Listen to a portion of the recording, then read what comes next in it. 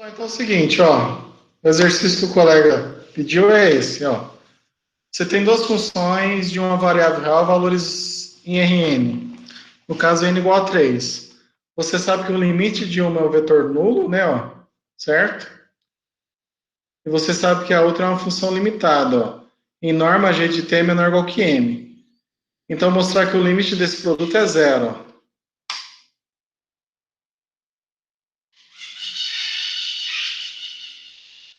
Vamos usar a definição, ó.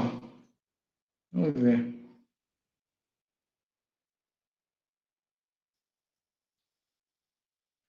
Ó, vamos usar o seguinte, vamos fazer uma forma mais simples. Tem várias formas de escrever isso, ó. Gente, primeira coisa, ó.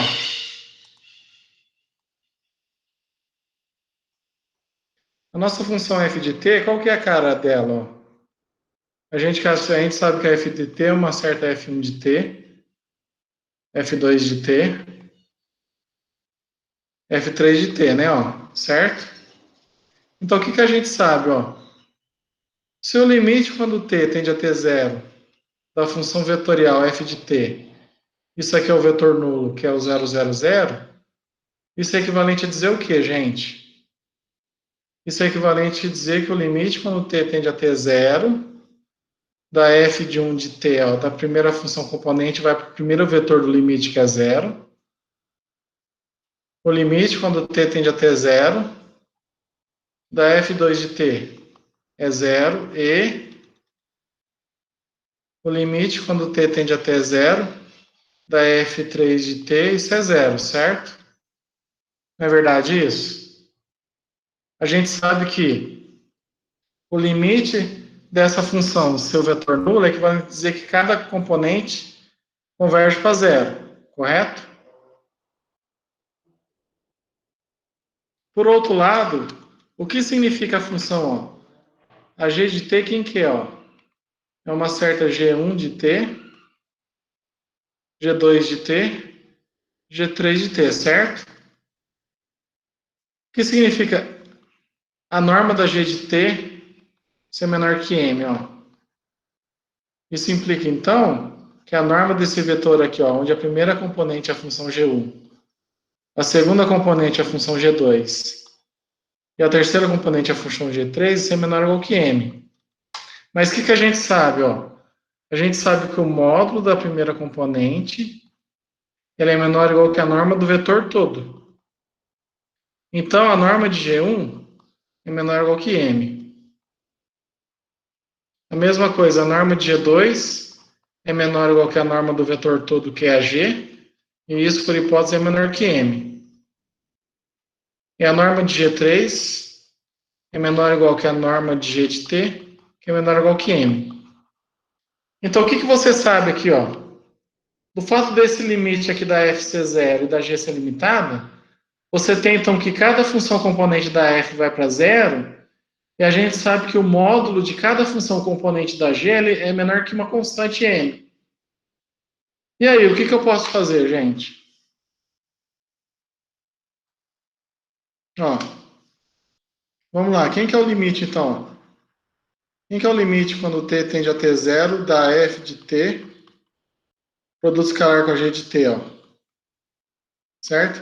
Isso aqui é a mesma coisa que fazer o limite quando t tende a t zero de quem, ó? De f1 de t, f2 de t, f de 3 de t, produto escalar com a g1 de t, g2 de t, g3 de t, correto? Que é a mesma coisa que fazer o limite quando t tende a t zero de quem? Da f1 de t vezes g1 de t, mais a f2 de t vezes a g2 de t, mais a f3 de t vezes g3 de t, certo? E isso aqui é a mesma coisa que fazer o limite quando t tende a t zero da f1 de t vezes g1 de t, mais o limite quando t tende a t zero da f2 de t vezes G2 de t, mais o limite, quando t tende a t0, da f3 de t, vezes a g3 de t, correto? Então, se eu mostrar que cada uma dessas funções ela converge para zero, meu produto escalar converge para zero, correto? Só que aí como é que fica então, gente? Observe o seguinte, ó. Por exemplo, vamos trabalhar com esse primeiro caso, ó. O que significa o limite quando t tende a t0 da f1 de t ser igual a zero? Isso implica que para todo epsilon maior que zero, existe um delta positivo, tal que se o t em módulo menos t0 é maior que um certo zero menor que delta, isso implica o quê? Que o módulo da f1 de t menos o zero, isso é menor que epsilon, não é? Certo? Tudo bem? Se isso é verdade para todo epsilon, eu poderia pegar esse epsilon como sendo um epsilon sobre m. Então, o que vai acontecer? Ó? Isso implica o quê? Ó? Que para todo epsilon maior que zero, existe um delta positivo, tal que, se em módulo t menos t0 é maior que zero é menor que delta, o que acontece se eu fizer f1 de t vezes g1 de t menos o zero? Isso aqui, ó, é a mesma coisa que módulo de f1 de t vezes g1 de t, ó. Mas isso é a mesma coisa que o produto de f1 de t com g1 de t. Mas eu sei da hipótese que a G1 é o quê? Ó? Menor que M. Então, isso vai ser menor ou igual que M, vezes o módulo da F1 de T. Mas o F1 de T é a mesma coisa ó, que F1 menos zero. Isso é menor que epsilon sobre M. Mas o que eu sei aqui? Ó? Isso é equivalente a dizer, ó, do limite da F1 ser zero, isso é equivalente a dizer que isso é menor que epsilon sobre M. Então, isso vai ser menor que M, epsilon sobre M, que é igual a epsilon. Isso implica o que então? Ó? Isso implica que para todo epsilon maior que zero, existe um delta positivo, tal que, se o t menos t0 é maior que zero e menor que delta, o módulo de f de 1 de t vezes g1 de t menos o zero, isso é menor que epsilon. Mas isso implica então que o limite, quando t tende a t0, da f1 de t vezes a g1 de t é zero. Aí o que você faz? Você faz o mesmo argumento usando que a F2 é zero e que a G2 é limitada. O mesmo argumento para a F3 indo para zero e a G3 limitada. Aí você tem que cada um desses limites é zero, que mostra que esse limite aqui é zero. Então, usando o mesmo argumento para o limite, quando t tende a t0, da F2 de t vezes G2 de t. E limite, quando t tende a t0, da F3 de t, G3 de t, isso é zero, isso implica, então, que o limite, quando t tende a t0, da F de t, produto escolar cardeal de t, isso é zero. Tudo bem? Isso aqui é a forma formal de resolver, usando epsilon delta. Uma outra forma de resolver, o que você poderia fazer? Ó? Da hipótese, você está mostrando que o limite das funções componentes são zero, e você está mostrando que cada função componente da G é limitada. Você pode usar um resultado que tem lá em cálculo 1 que diz o seguinte: se você tem uma função que é limitada vezes uma função que está indo para zero, o resultado desse produto tem que ser zero. Então, você poderia usar esse resultado para concluir que isso aqui é zero, tá? Tudo bem? No fundo, isso aqui que eu fiz é provar esse resultado, né? Tudo bem? Entenderam, gente? Entendi sim, professor. Obrigado. Então, uma outra forma é essa, né? Então, o outro caso, ó, por exemplo, o B, que é o limite quando t tende a t zero da f de t, produto vetorial com a g de t, ó. O que vai dar isso, ó? Vamos fazer o produto vetorial aqui, ó. I, J, K, F1, F2, F3,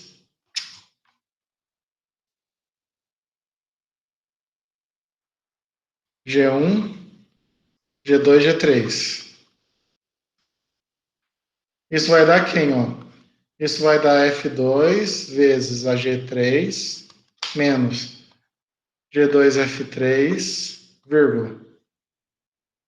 Aqui vai dar F3, G1, menos F1, G3, certo?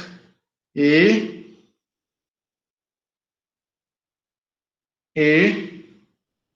a terceira componente vai ser F1, G2, menos F2, G1, certo? Então, o limite quando t tende a zero da função vetorial é a mesma coisa que fazer o limite desse negócio aqui, ó. O limite de F2 de t vezes G3 de t menos G2 de t vezes F3 de t, F3 de t vezes G1 de t, menos F1 de t vezes G3 de t, vírgula, vírgula,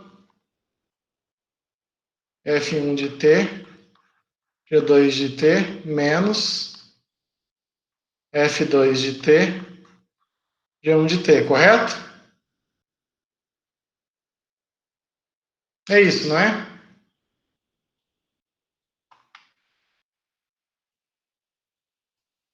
Vou apagar isso aqui porque a gente já usou, tá? Beleza. Aí o que você vai fazer, ó?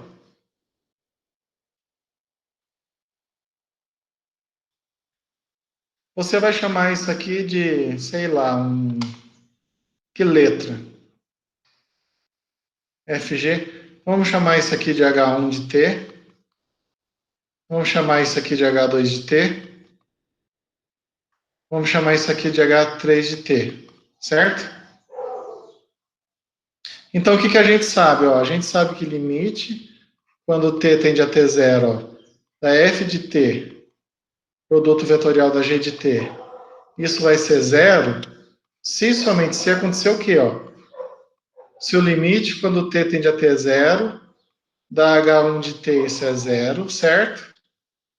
O limite, quando t tende a t zero, da H2 de t, isso é zero. E o limite, quando t tende a t zero, da H3 de t, isso é zero, certo?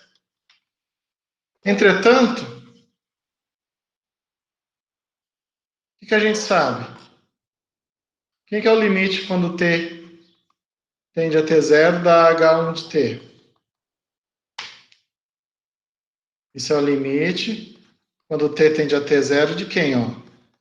Da F2 de t vezes G3 de t menos o limite quando t tende a t zero da G2 de t vezes a F3 de t, correto?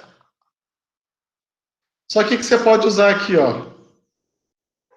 Isso converge para zero. Isso aqui é limitado.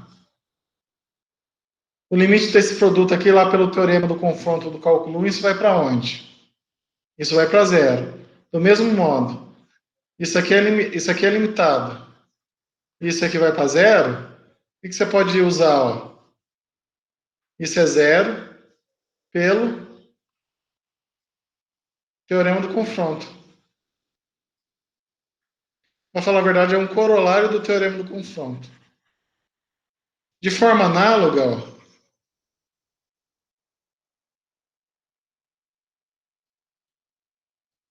você vai ter que o limite, quando t tende a t zero, da H2 de t, isso é zero. E o limite, quando t tende a t zero, da H3 de t, isso também vai ser zero. Ó. Por causa da mesma coisa. Portanto, ó, se o limite das funções componentes é zero, portanto, o limite, quando t tende a t zero, da f de t, produto vetorial com a g de t, isso é zero. Ou você usa epsilon em delta e brinca com isso, mas acho que não tem necessidade. Pode usar o teorema do confronto já, de cálculo 1.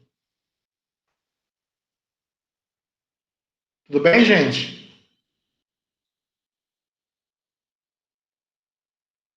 Entendi, professor. Obrigado. Tá?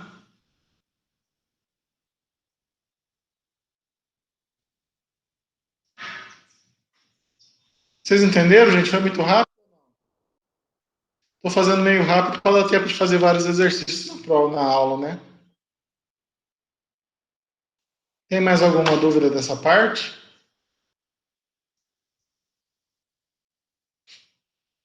A questão 6, professor.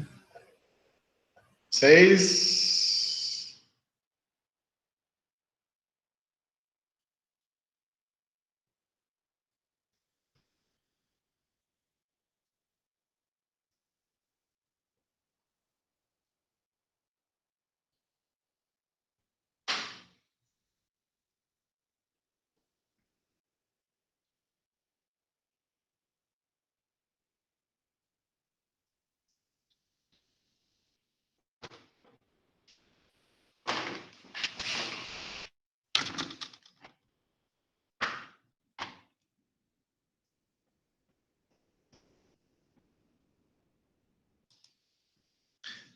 A 6 é o seguinte. O que você tem? Ó, você tem a função f, sai do intervalo fechado AB, chega em Rn, certo?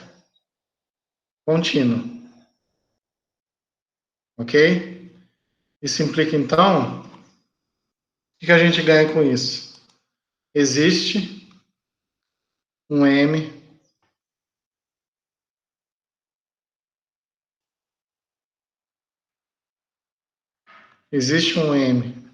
maior que zero, qual que é a norma de f de t é menor que m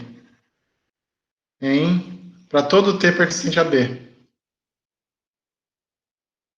Está dizendo que se eu tenho uma função contínua no intervalo fechado, ela é limitada. Isso é verdade para todo t pertencente a b. Pessoal, recordando, ó, lá em cálculo 1, tem um resultado que diz o seguinte, ó. Seja f definido no intervalo fechado AB chegando em E. Contínuo. Certo? Então, existe uma constante, que eu vou chamar de K aqui para diferenciar, tal que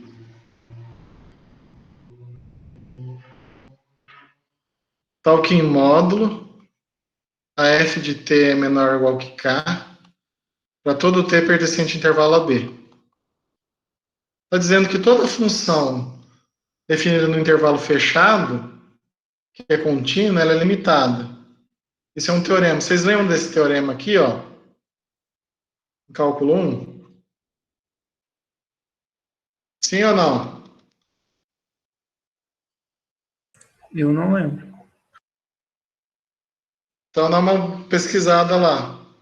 Isso aqui é importante. Vocês vão usar. Quem for mexer com matemática vai usar isso o resto da vida. Vai? E vocês vão precisar disso várias vezes durante o curso. Então eu vou usar isso. Ó. Se eu tenho uma função que ela é contínua, se ela é contínua no intervalo fechado, ela é limitada. Tá? Para falar a verdade, o resultado é assim, ó, se a F definida em AB chegando em R contínua, então existem alfa e beta pertencentes a B, tal que a F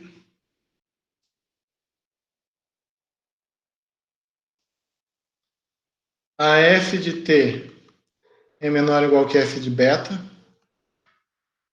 e a F de T é maior que o F de alfa, para todo T pertencente a B.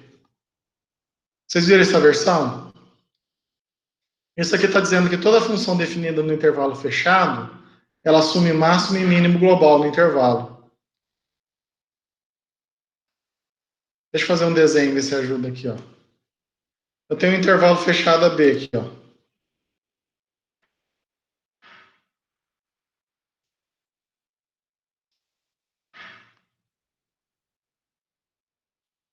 Estou usando T aqui. T, T, sei lá o que. Oi? TX, sei lá. Você tem um intervalo AB.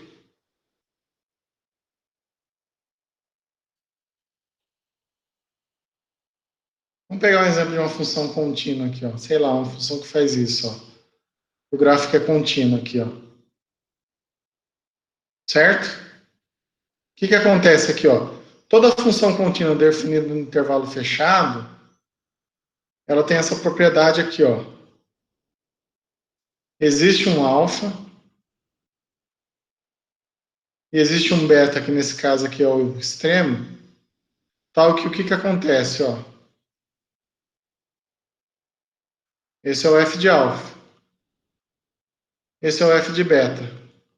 Se eu pegar qualquer ponto x aqui pertencente ao intervalo AB, o que vai acontecer, ó? O f de x ele vai ser menor ou igual que o f de beta e vai ser maior ou igual que o f de alfa. Certo? Então a função assume valor mínimo e assume valor máximo, né? Isso quer dizer o quê? Isso quer dizer que ela tem um ponto de mínimo global e máximo global no intervalo. Disso, você tem uma consequência, então, é o seguinte, ó. Você toma o M como sendo o máximo entre o módulo de f de alfa e f de beta, certo? Aí o que vai acontecer, ó? Você vai ter então que o f de x, ó, se o máximo aqui, por exemplo, for o módulo, ó, o f de beta vai ser sempre maior, menor ou igual que esse m, né, ó?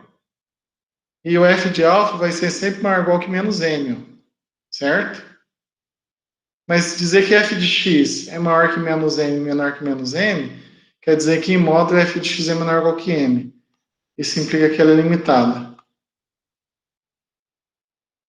Então é isso, na reta isso é verdade. Uma função contínua definida no intervalo fechado, ela é limitada. Agora você vai mostrar que uma função definida no intervalo fechado, chegando em Rn, tem essa propriedade aqui. O que vocês têm que fazer? O que vocês acham aí que precisa ser feito? Vamos lá, vamos ouvir vocês.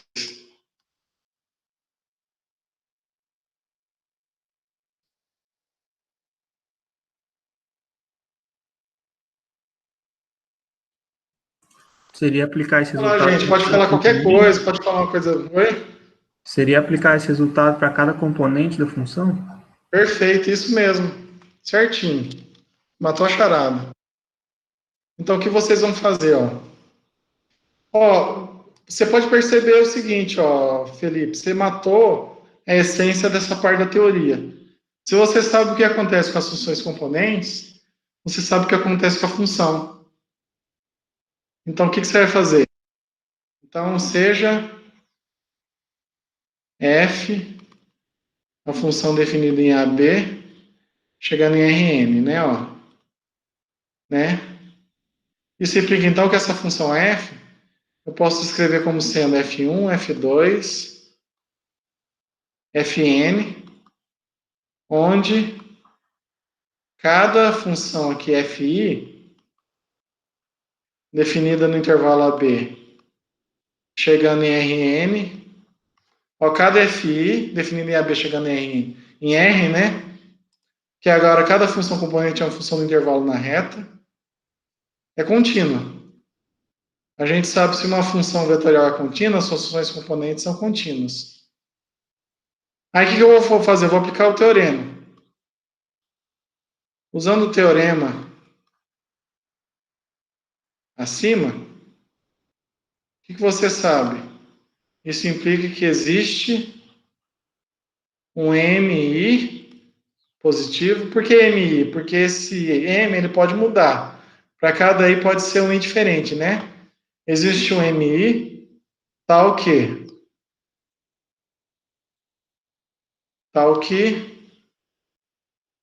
o módulo de FI de T é menor ou igual que MI, certo?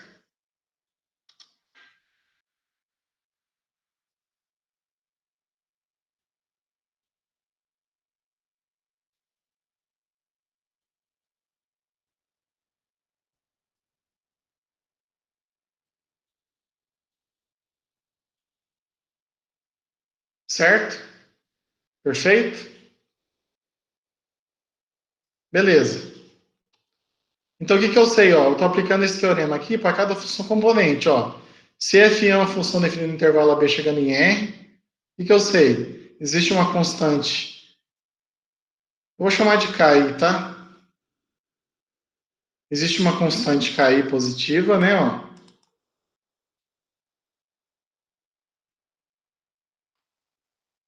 tal que Fi é menor que Ki. Mas eu quero uma informação para a norma da F. O que eu vou fazer? Ó? Seja K, eu vou chamar de K como sendo quem? Como sendo o máximo desses K1. De K1, K2, Kn. O máximo é o maior deles. Observe que se K é o máximo maior deles, isso quer dizer o quê? Ó? Quer dizer que cada função fi de t agora é menor ou igual que quem? Que K. Para todo t pertencente a B. Certo? Vocês entenderam isso aqui, né? Porque, ó, se fi for menor que K1, ó, F1 é menor que K1. Mas K1 é menor que o maior entre todos eles, ó. K1 é menor que, por exemplo, se o maior deles for o K2, K1 é menor que K2. Porque K2 é o maior deles. Então, cada um desses KI vai ser menor ou igual que o máximo deles. Menor ou igual, né? Isso implica o que, então? Quem que vai ser a norma da F de T, ó?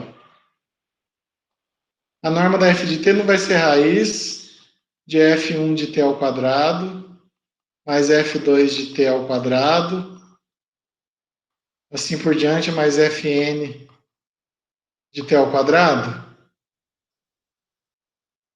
Mas o que você sabe? Você sabe que F1 é menor que K ao quadrado.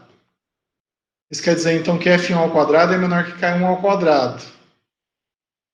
Então, aqui, no fundo, você vai ter, então, que isso vai ser menor ou igual que a raiz de K ao quadrado, mais K ao quadrado, mais, assim por diante, K ao quadrado.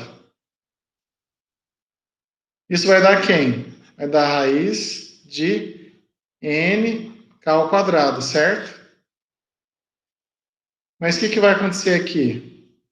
Vou usar a radiciação. Isso vai dar raiz de n vezes a raiz de k ao quadrado. Mas a raiz de k ao quadrado dá raiz de n módulo de k. Mas como k é positivo, isso vai dar raiz de nk. O que você vai fazer? Você vai chamar isso aqui de n. Portanto, existe um m positivo, tal que a norma de f de t é menor ou igual que m para todo pt pertencente ao intervalo que vai de A até B. Correto? Tudo bem, gente?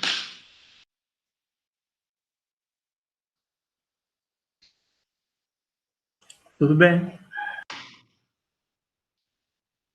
Pessoal, e os outros exercícios de conta? Conseguiram fazer?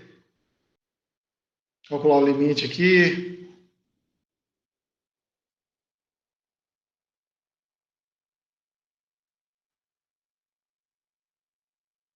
Desenhar as curvas. Deu tudo certo?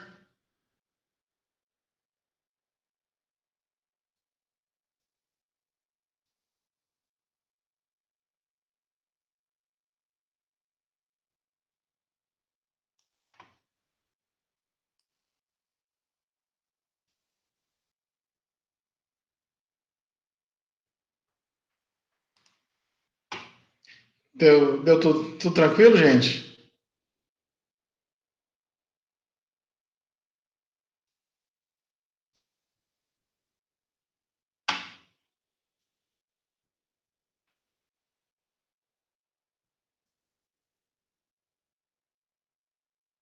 Desenhar é assim mesmo. Os alunos costumam ter dificuldade mesmo.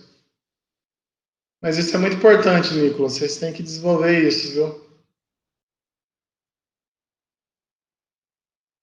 E o curso, gente? Qual que é o objetivo de vocês no curso?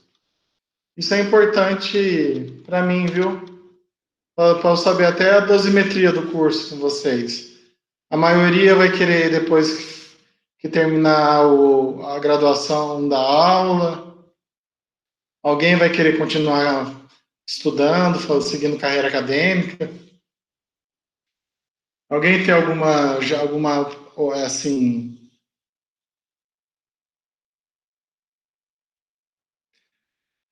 CIC da 1.1? Peraí, 1.1 qual que é? Lá da primeira parte? Peraí. Do volume. Você fala do volume 3, Nicolas? Isso, professor. Eu não consegui desenhar a imagem dessa. Peraí, deixa eu ver qual que é. Você viu a aula anterior ou não? Vi.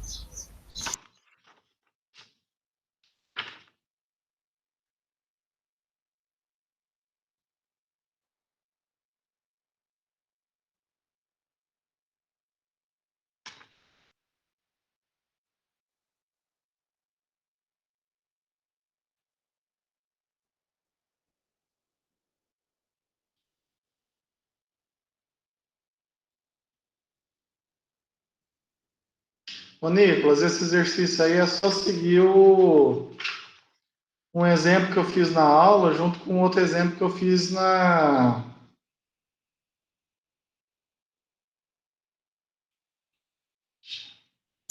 É 1.2, professor, desculpa.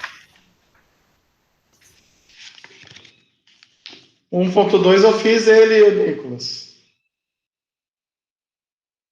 Eu fiz ele na aula de exercício passada.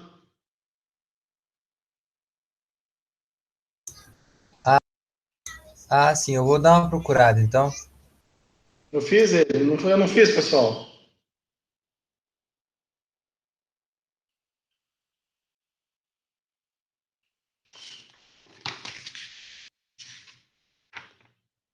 O número 6, meu ponto 2? Não, peraí, ó. 1.1. Você falou da. Peraí, qual que é, Nicolas? Que você falou? Isso, da 1.1, exercício 6. Você perguntou, é isso?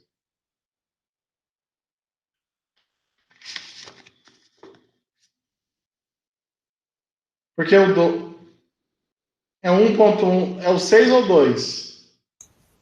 É o 6, letra C, dá 1.1 mesmo.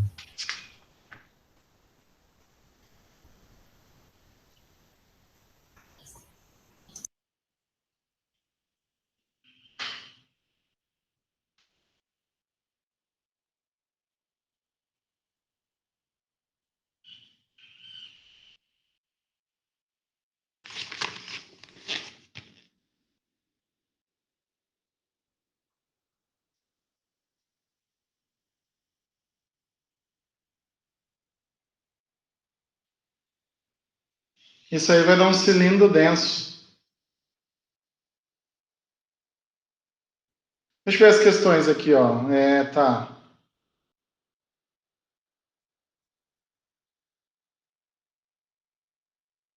Certo, Mariana. Gente, fazer uma pergunta. Vocês estão controlando os exercícios, sim? Vocês estão entendendo a matéria ou não? Como é que tá? Mas não escreve no chat, não. Eu quero ouvir vocês falando. O que vocês estão achando dos exercícios?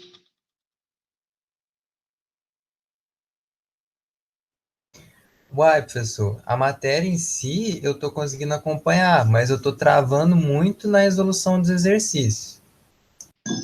Eu também tô ficando com bastante dúvida na resolução dos exercícios. Eu, Vocês têm eu condições também, de fazer a viu? prova amanhã ou não? Você pode repetir, professor? Não entendi. Vocês têm condições de fazer a prova amanhã? Se eu pego esses exercícios, por exemplo, que a gente está discutindo aqui, eu boto uns desses na prova. Vocês dão conta de fazer?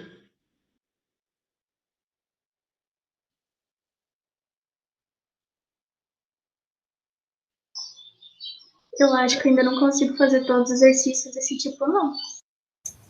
Também não me garanto, não, professor. Entendeu? Que amanhã eu vou fazer isso, eu vou montar a prova e mandar bala.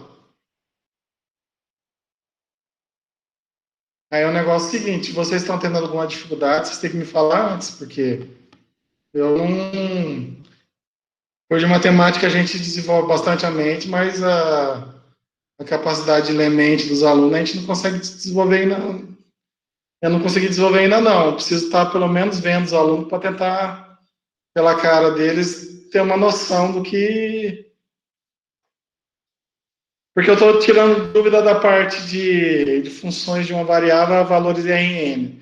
Vocês estão com dificuldade na primeira parte, com coisa da primeira aula?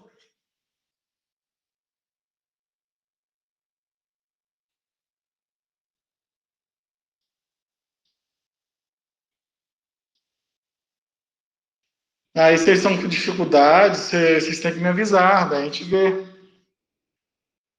Atrasa um pouco a aula para a gente ter mais tempo para tirar dúvida, quer dizer, a prova. Daí a gente pensa em estratégia, mas aí eu preciso saber como é que vocês estão.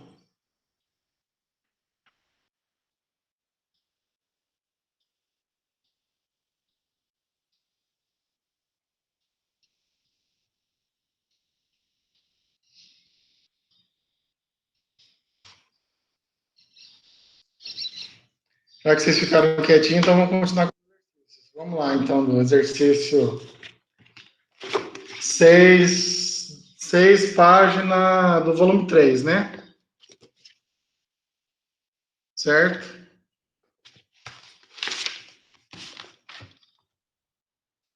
Gente, que eu vou ser sincero, no curso de cálculo 3, essa é a parte mais tranquila do curso. Oi?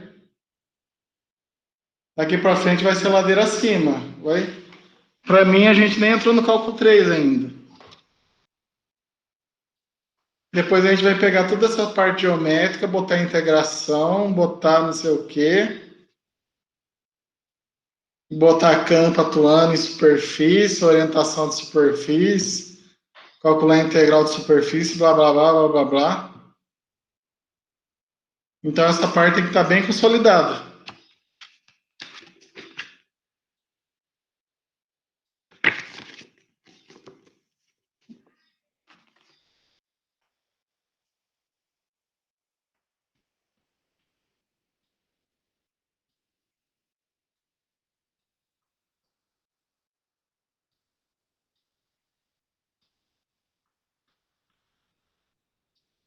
Gente, a sigma é isso, ó. XYZ com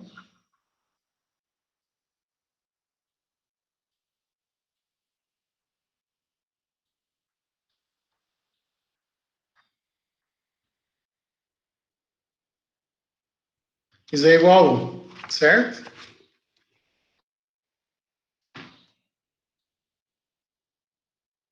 A primeira questão, vocês estão com o livro aí, não preciso abrir o PDF não, né? Pra vocês verem o enunciado, né? Por mim não, professor. Por mim também Beleza. não. Beleza. Pessoal, então é o seguinte, a primeira questão é, ó, mostre que a transformação sigma transforma a reta U igual a 1 numa circunferência. Desenhe tal circunferência no caso que 1 igual a meio. Então, eu pego a reta U igual a 1, ó. Então, o que a gente tem aqui, ó?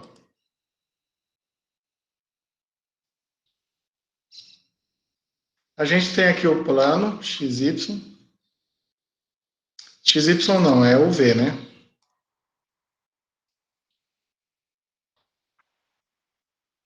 O V.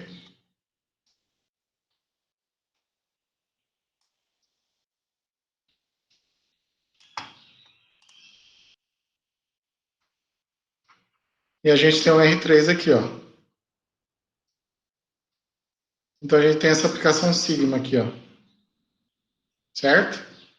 Pessoal, quem que é a reta U igual a aplicação sigma, quem que, ó? X igual U cosseno de V. Y igual a U seno de V. E Z igual a U. Beleza, quem que é a reta U igual a 1, U1, gente? Então, eu tenho um certo 1 aqui, ó. Isso vai dar o quê? Vai dar uma reta assim, né, ó.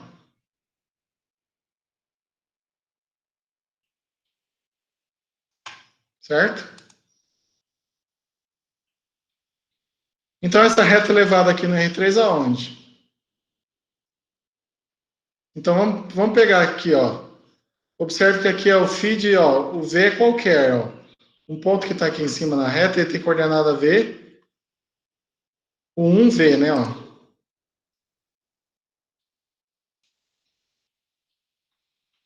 O 1V. Certo?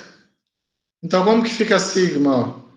A sigma de 1V vai dar quem, ó? Vai dar 1 cosseno de V, 1 seno de V e 1, certo? Então, se eu colocar lá o x, y, z, eu tenho que o x é 1 cosseno de V, y igual a 1 seno de V e o z igual a 1. Então, a primeira coisa, ó, esquecendo o xy, o que você sabe, ó? O z é um certo valor fixo aqui, ó. Como isso aqui é fixo, isso é um número. Por exemplo, se fosse meio, quem que seria o z aqui? Seria meio.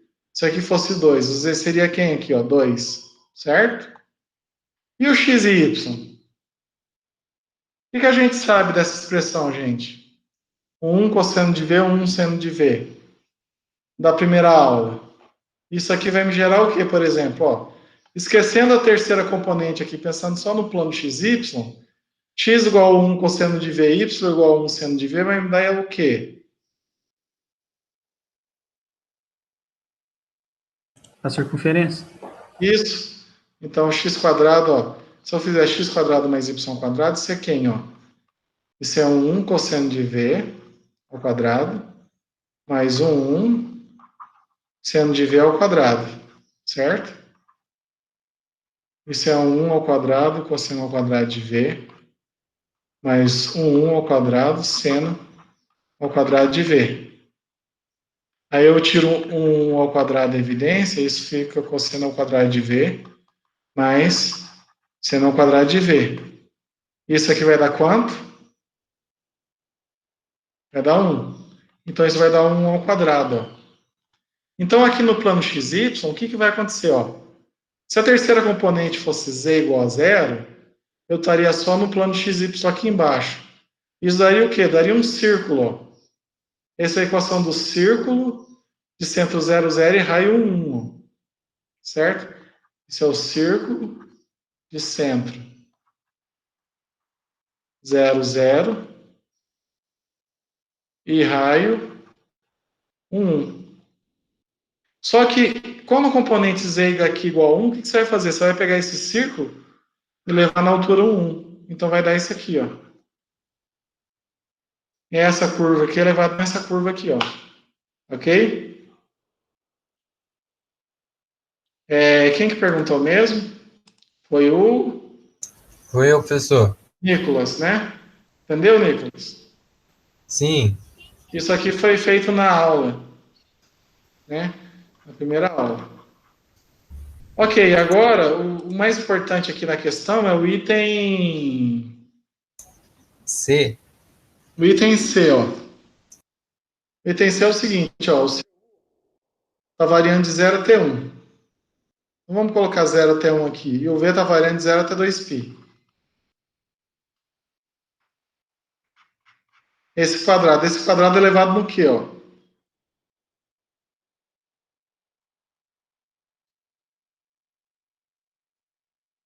Observe o seguinte, ó. Quando você faz o V variando de 0 até 2π aqui, ó.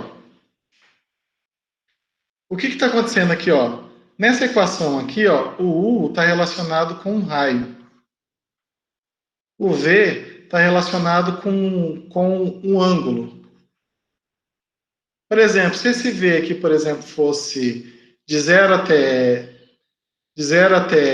π, você não estaria dando a volta inteira no círculo. Você estaria dando... teria metade do círculo. Esse U seu, como ele está variando de 0 até 1, quer dizer o quê? Quer dizer que, ó... Vamos fazer esse caso aqui. Vamos fazer o caso que o meu V está variando de 0 até 2π e meu U é 1. Ó. O que a gente teria?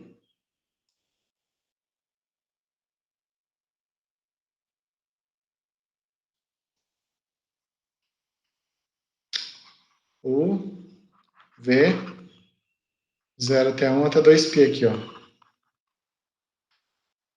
Vamos pegar...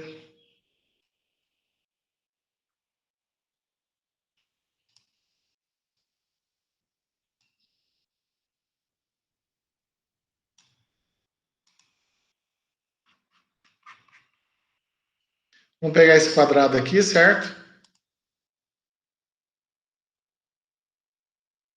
Vamos pegar a imagem aqui.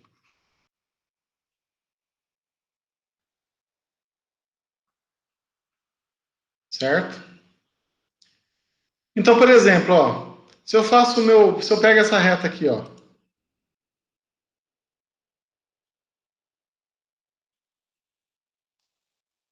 o V variando de 0 até 2π e meu 1 igual a 1, ó, só essa reta. O que vai acontecer? Ó? O φ de 1V. Isso vai dar quem? Vai dar 1 cosseno de V, vai dar 1 seno de V, e aqui vai dar 1. Ó. Observe aqui, ó, se isso é x, isso é y, isso é o z, ó. O que acontece se você pegar x quadrado mais y quadrado? Ó? Isso vai dar o cosseno ao quadrado de V, mais seno ao quadrado de V. Isso aqui é igual a 1, para V variando de 0 até 2π. Então, o que isso vai dar? Isso vai dar o quê? Vai dar o círculo de raio 1, só que na altura 1, certo? Ok? Vamos fazer o φ de meio. V. Isso vai dar meio, cosseno de V, meio, seno de V, 1. Meio, desculpa. Certo? Isso é meu x, meu y, meu z. Se eu pegar x quadrado mais y quadrado, isso vai dar quem? Ó? Vai dar meio ao quadrado, cosseno de V ao quadrado, mais meio ao quadrado, seno ao quadrado de V, certo? Isso vai dar quanto? Ó? Tiro meio ao quadrado de evidência, vai dar meio ao quadrado vezes 1. Isso é a equação do quem? Isso é a equação do círculo de centro 0, 0 e raio meio. Em qual altura? Na altura meio. No zero aqui, ó, se você pegar o zero e zero, o que vai acontecer? Então essa reta, ó, quando é meio aqui, ó, elevado aqui. Você vai perceber que se você pegar uma coisa entre meio e 1, isso vai ser levado num círculo aqui, ó, de raio maior e altura maior.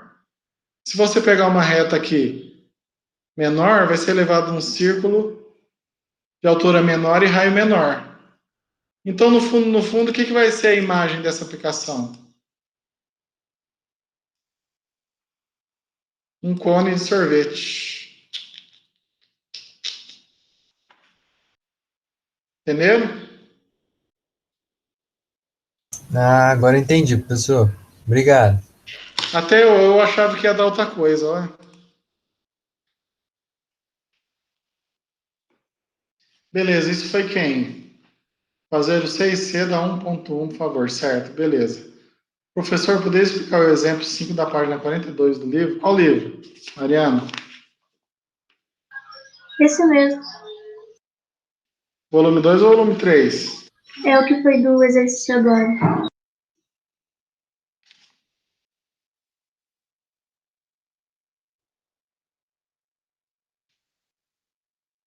Do outro livro? Peraí. Não, o 2. O 3, quer dizer. O 3, mas página 42 eu não dei ainda, eu dei? Ah, é daquela parte de rotacional. Isso, mas rotacional não é.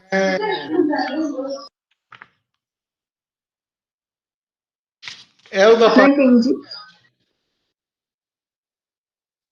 é o da página 17? Deixa eu ver.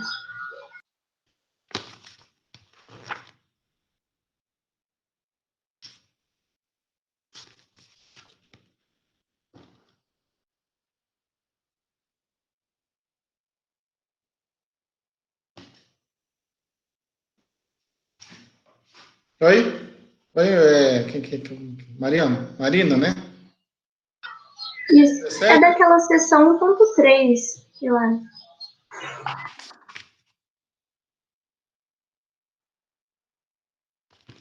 1.3 ou 5? É o exemplo, sem esse exercício. Tá.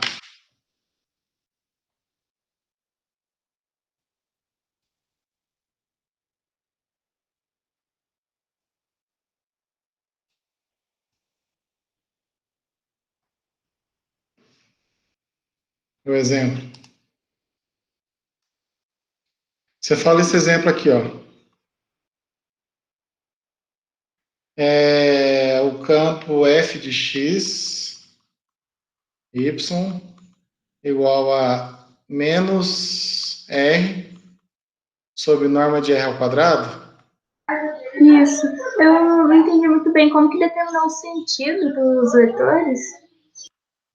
Onde o r igual a xi mais yj, é isso? Isso. No fundo, esse r quem? É o vetor xy, certo? Então, quem que é o campo? Eu vou escrever o campo um pouco diferente, ó. Eu vou escrever ele como sendo menos 1 sobre a norma de xy ao quadrado vezes o vetor xy. Quem que vai dar a norma de xy ao quadrado? Isso vai dar 1 sobre x quadrado mais y quadrado, multiplica xy. Isso vai dar, então, o campo menos x sobre x quadrado mais y quadrado e menos y sobre x quadrado mais y quadrado, certo? Certo. Isso aqui é a mesma coisa que isso.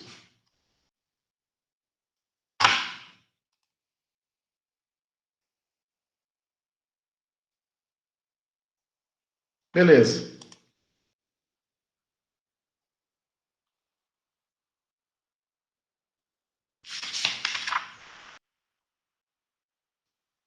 Então vamos pensar o seguinte, ó. Vamos fazer uma análise aqui, ó. Pega, por exemplo, o vetor.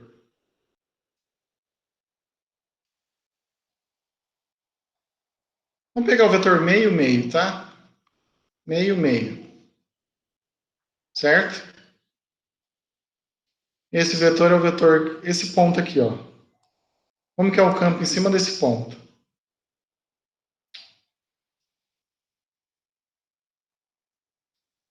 Ok? Esse ponto aí é o ponto, ó, vamos pegar o campo em cima do ponto meio, meio. Isso vai ser quem, ó? Vai ser menos, o x aqui é quanto que é? É meio sobre meio ao quadrado mais meio ao quadrado. Quanto que vai dar, ó? Meio ao quadrado mais meio ao quadrado. Aqui vai dar menos meio sobre meio ao quadrado mais meio ao quadrado.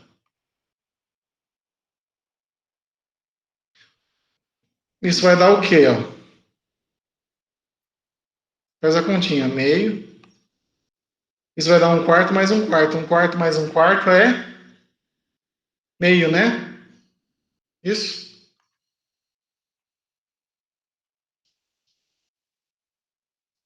Meio. Então vai dar meio mais meio menos meio. Ah, não, perdão.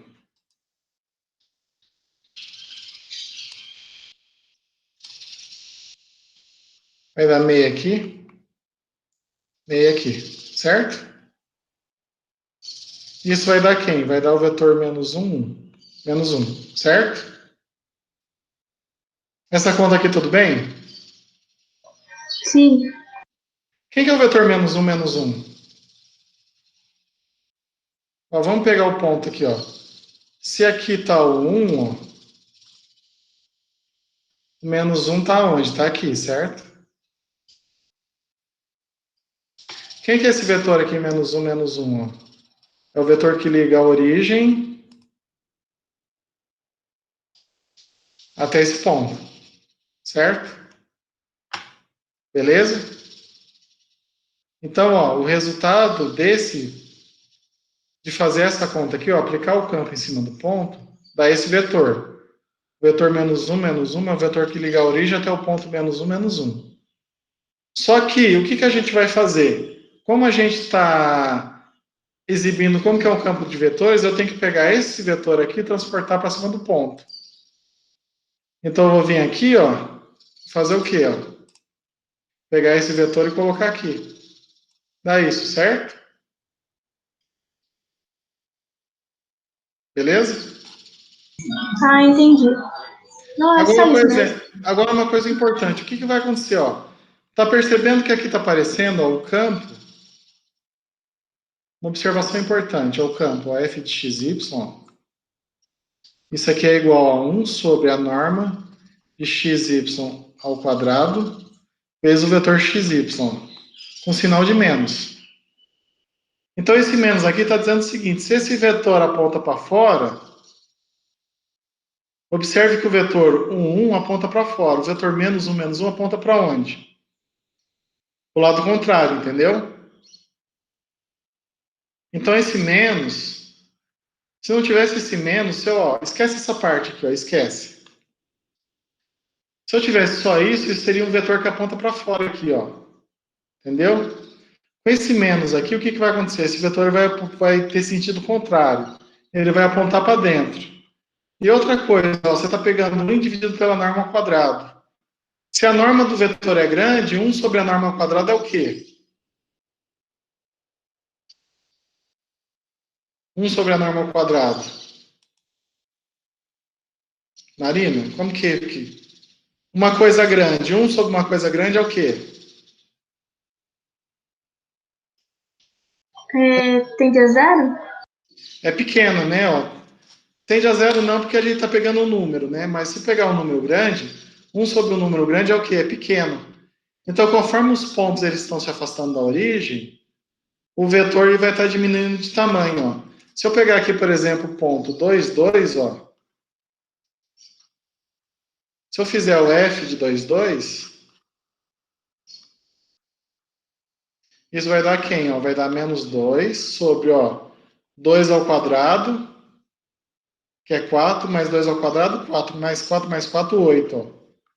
Vai dar menos 2 sobre 8, menos 2 sobre 8, ó. Isso é a mesma coisa que menos 1 quarto, menos 1 quarto.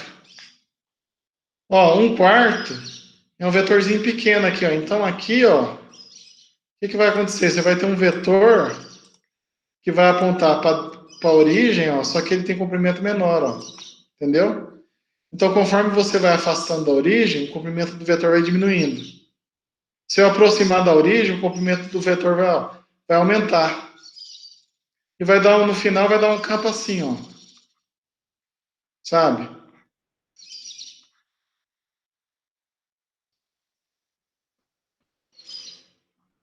Como se a origem estivesse atraindo, ó. Aí, conforme você está aproximando, o tamanho dos vetores vai aumentando. Entendeu? Não entendi. Obrigada. Oi? Entendi sim. Obrigada. Beleza. Marina, se eu puder fazer o exercício 1.2. Marina, eu não entendi. Fala para mim aí, qual que é? Eu tinha perguntado o 7 da 1.2, o 4 ou 6 da 1.3 e a 1D e a 2 da 1.4. 1.2 é o 7.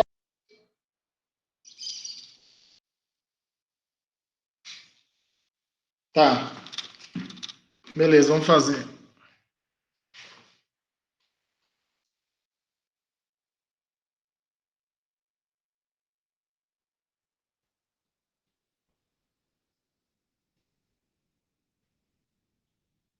Deixa eu abrir aqui o.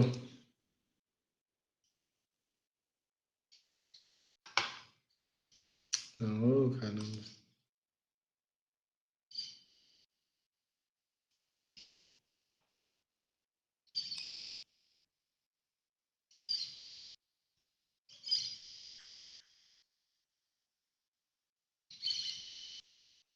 Deixa eu abrir o volume 3 aqui, facilitar a vida.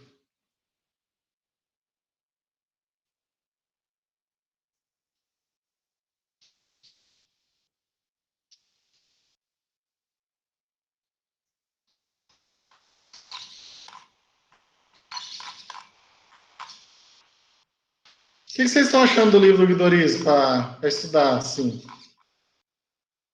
que vocês estão achando?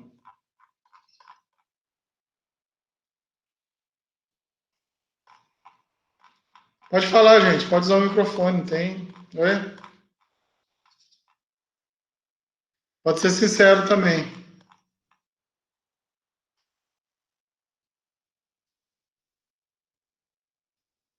que vocês estão?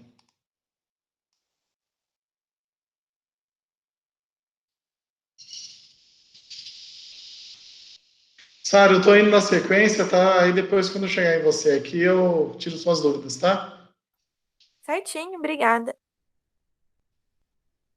O exercício é esse aqui, né, ó. O 7, né, ó. Você tem essa função f aqui de 3 variáveis. E quem é que vai ser o campo f? Vai ser o gradiente de f. Eu quero que vocês desenhem o campo em cima dessa superfície aqui, ó.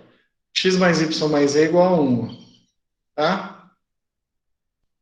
Então vamos fazer. Esse é o exercício 7, seção 1, ponto não sei o quê, 1.2.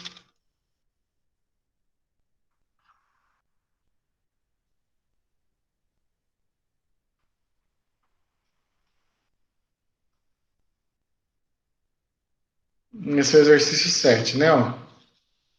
Então você tem uma função de 3 variáveis reais a valores em R.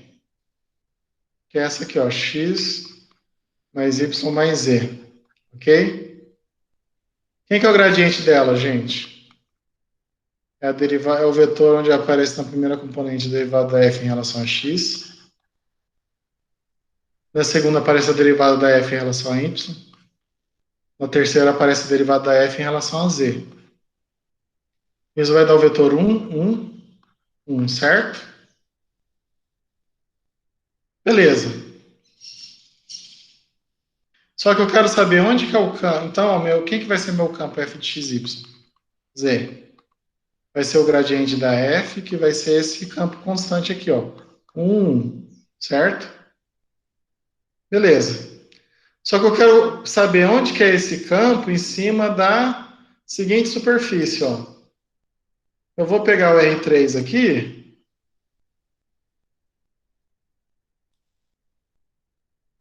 X, Y, Z. Eu quero encontrar no R3 o seguinte conjunto, ó.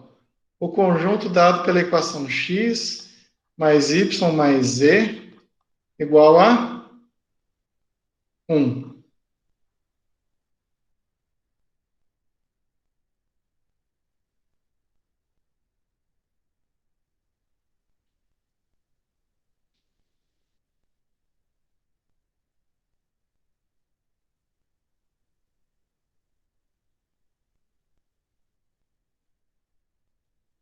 Uma dica, gente, ó, para desenhar esse negócio aqui, ó. Eu tenho essa equação aqui. O que que acontece se eu fizer o y igual a zero? Eu estou em qual plano aqui no R3?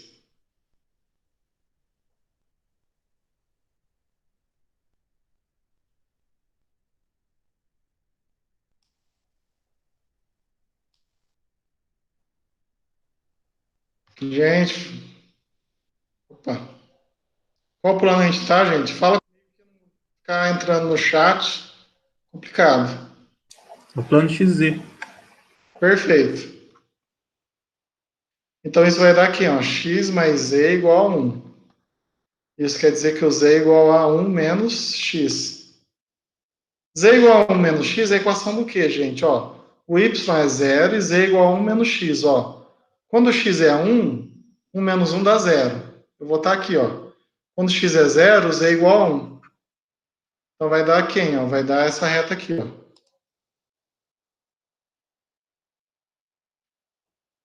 Certo? Vamos fazer agora o x igual a 0. Se eu fizer o x igual a 0, o que, que vai acontecer? Ó? Você vai ter, então, o y mais z igual a 1. Isso vai dar o quê? O z igual a 1 menos y. 1 menos y, ó, x igual a 0, eu estou nesse plano aqui, ó. Daqui você tem, ó, quando o y é 0, meu z é 1. E quando o meu y é 1, meu z é quanto? É 0. Então vai dar o quê? Vai dar essa reta. Agora eu vou fazer o z igual a 0. Se z igual a 0, eu estou em qual plano? No plano xy. Eu tenho x mais y igual a 1. Isso quer dizer que o y é igual a 1 menos x. Aqui, ó. Então, quando x é 0, meu y vale 1.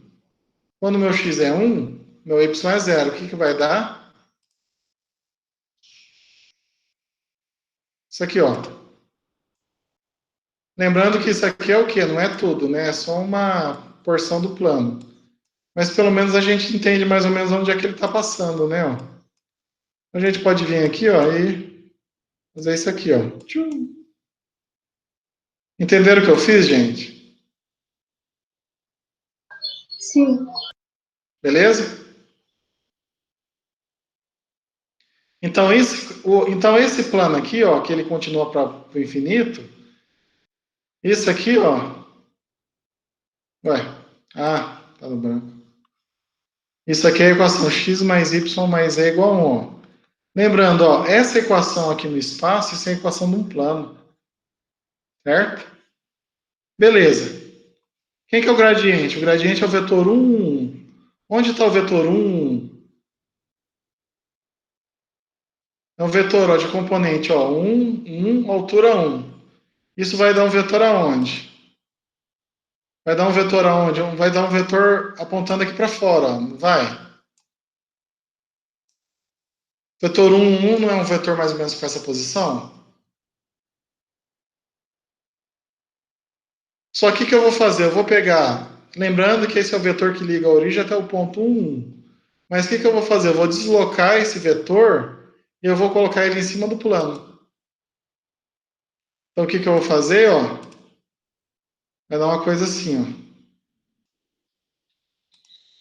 Como o campo é constante, eu vou em todos os pontos aqui desse plano e vou colocar um vetor com o mesmo módulo de direção e sentido em cima dos pontos do plano.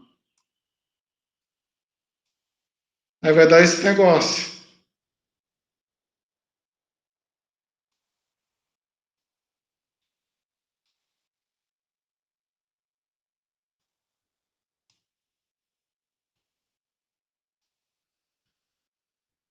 Olha que legal que fica.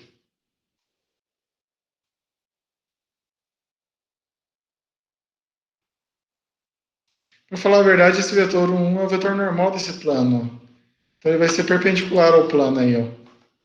Se eu pegar qualquer vetor no plano, ele vai ser sempre perpendicular.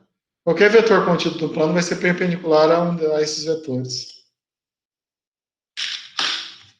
Tudo bem, gente? Tudo bem, Beleza? entendi. Beleza. Gente, uma coisa muito importante de cálculo 3, tá vendo esses truquezinhos aqui, ó? Para a gente aprender como que desenha as coisas, é importante isso, ó. Isso aqui, essas informações, ó. É muito importante a gente começar a desenvolver isso, ó. Você ter uma certa expressão matemática, isso te dá uma certa informação geométrica. Isso te dá uma certa geometria, entendeu? Então, no certo sentido, isso aqui está fazendo com que a matemática deixe de ser uma coisa estática e seja uma coisa que tenha vida, ó. Isso aqui, por exemplo, ó, um físico, quando olha isso, ó, ele está vendo que eu tenho um certo fluxo de um fluxo aqui de energia passando por uma certa placa aqui, ó. Certo? Então, é a forma que a gente traz, assim, a realidade do mundo para o universo da matemática.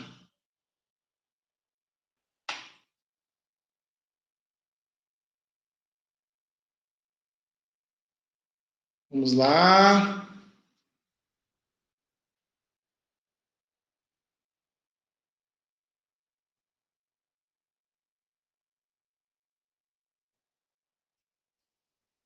É. O livro, eu gosto bastante do livro do Guido Orizzi. Eu acho que ele é um livro assim para o curso de matemática ideal, sabe? Porque ele é muito forte, por exemplo, na parte teórica. Aquilo que, por exemplo, que o Guido Orizzi ele não quer demonstrar durante o texto, ele pega e demonstra como apêndice, né? Mas ele demonstra tudo. E além disso, ele faz muito essa associação com física e aplicações. Então, o Guido Orizzi, assim, é um curso difícil, é um curso que vocês vão sofrer bastante. Mas vai abrir bem a mente de vocês, assim, vocês vão aprender bastante coisa. Mas em relação à prova, gente, vocês têm certeza que vocês querem a prova amanhã ou vocês querem adiar essa prova?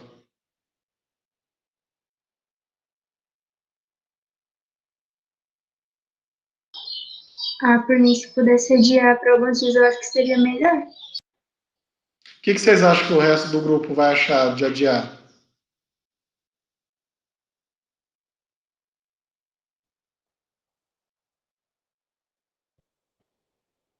Mas se fosse adiar, seria para quando, mais ou menos?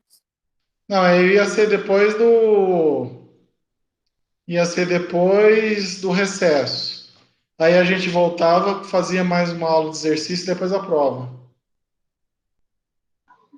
Ah, eu acharia bem melhor se pudesse ser assim. Eu também. Até porque no recesso, aí ia dar pra gente, como não ia estar tendo as outras matérias também, ia dar pra conseguir focar um pouquinho mais Felipe, o nessa que você matéria acha? só. Você tá aí, Felipe? Tô sim, por mim pode ser, professor. Nicolas? Por mim também, professor. Melhor. Eu tô com bastante Bianca? dificuldade ainda. Bianca?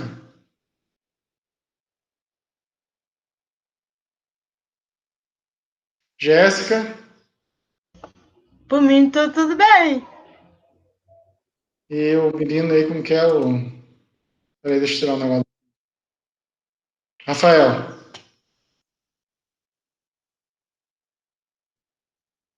Pessoal, vocês conseguem entrar em contato com o resto da turma e discutir isso e me mandar um e-mail confirmando confirmando com todo mundo, porque o problema é o seguinte, se tiver um aluno que não concordar, a prova vai ter que ser amanhã. Vocês têm como juntar essa informação hoje e me passar?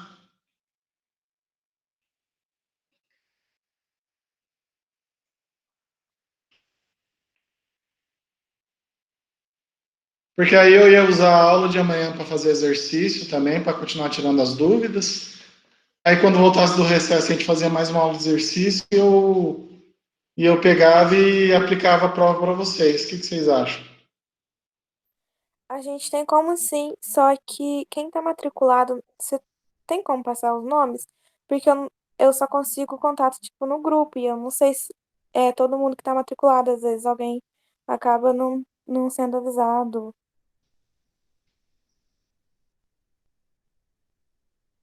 Deixa eu ver aqui no sistema acadêmico aqui.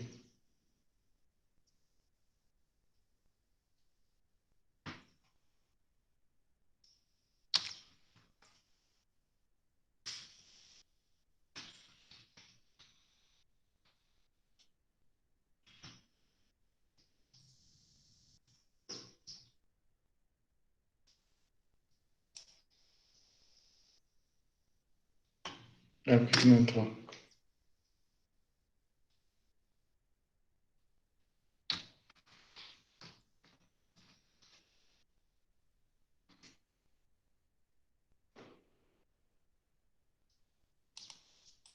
É, não está entrando.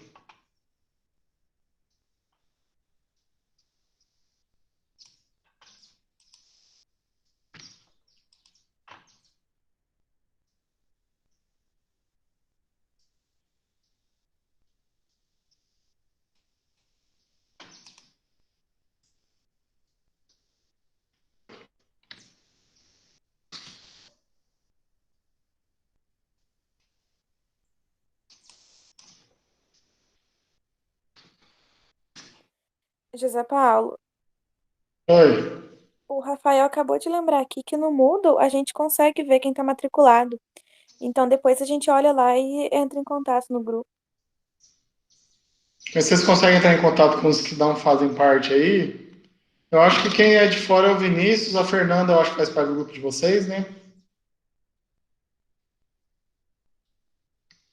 Sim, eu acho que da matemática, acho que vai estar todo mundo em algum grupo da matemática. Agora, se tem alguém que não é da matemática, aí eu não sei como que a gente vai entrar em contato. Eu acho que não tem gente fora da matemática. Então, acho que deve estar todo mundo no grupo. A gente dá uma olhada, se não tiver, a gente te manda Espera o aí que eu já link. vou ver para vocês aqui. Ah, tá, obrigada.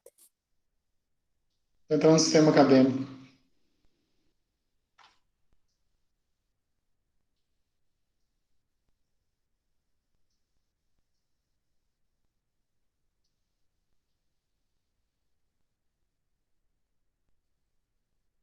Então eu vou parar de gravar, tá?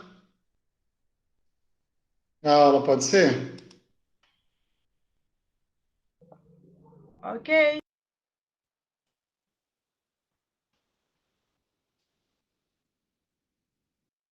Interromper, então.